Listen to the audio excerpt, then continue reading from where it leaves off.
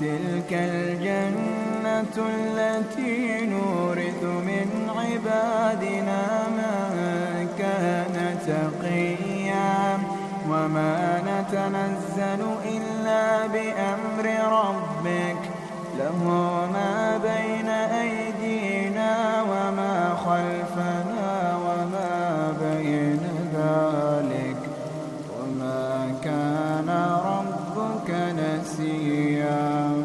رب السماوات والأرض وما بينهما فاعبده واصطبر لعبادته هل تعلم له سميا. ويقول الإنسان أإذا ما مت لسوف أخرج حيا أولا يذكر الإنسان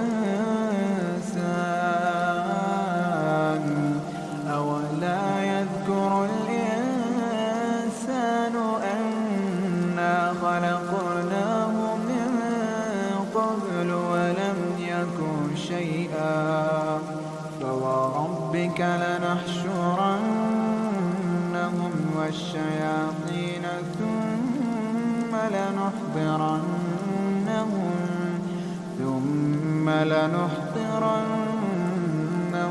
حول جهنم جثيا ثم لننزعن من كل شيعة أيهم أشد على الرحمن عتيا ثم لنحن أعلم بالذين هم أولى بها صليا وإن منكم إلا واردها كان على ربك حتما مقضيا. ثم ننجي الذين اتقوا ونذر الظالمين فيها جثيا.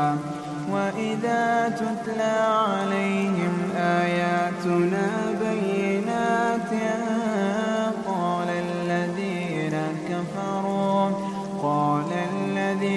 كفروا للذين آمنوا أي الفريقين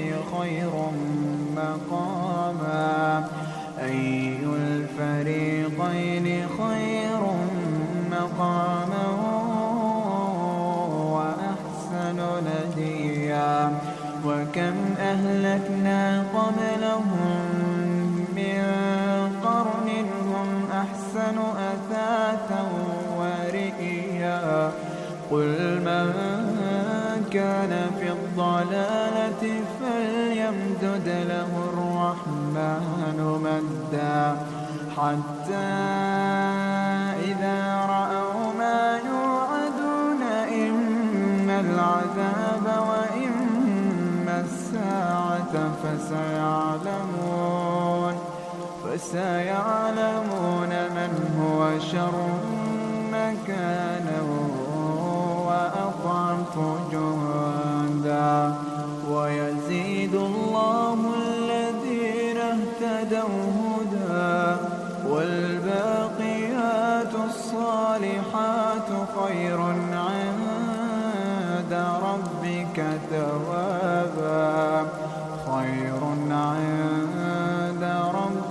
ثوابا وخير مردا. أفرأيت